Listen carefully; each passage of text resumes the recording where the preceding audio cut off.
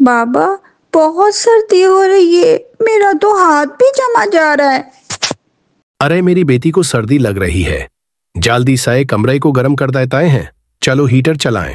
1 minute رکو، ذرا یہ تھوڑی سی کھڑکی کھولنے دو۔ بابا آپ نے کھڑکی کیوں کھول دی؟ ہیٹر کی ساری ہیٹ تو باہر چلا جائے گی۔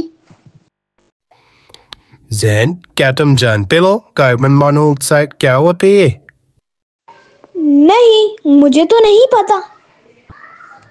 جب ہم کوئی فلوئڈ جلاتے ہیں جیسے ہیٹر، اس کے اندر فلوئڈ جلتا ہے تبھی تو ہم کو ہیٹ ملتی ہے۔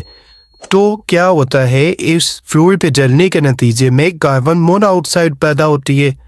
یہ ہم کو نظر نہیں آتی اور اس کی کوئی اسمیل بھی نہیں ہوتی، لیکن یہ ہمارے لیے بہت زیادہ خطرناک ہے۔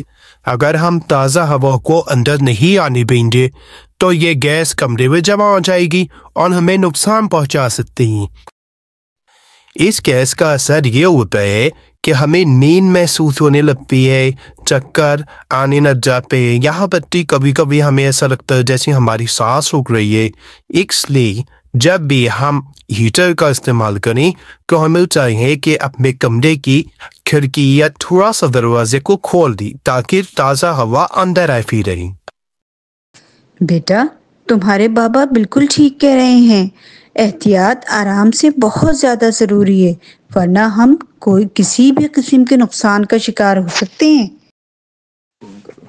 ٹھیک ہے بابا، میں ہمیشہ یاد رکھوں گی کہ جب بھی ہیٹر چلانا ہے تازہ ہوا کو بھی تھوڑا سا اندر آنے دینا ہے۔ شاباش، بہترین۔ حفاظت کی عادت اپنا کر ہم اپنے آپ کو محفوظ بنا سکتے ہیں۔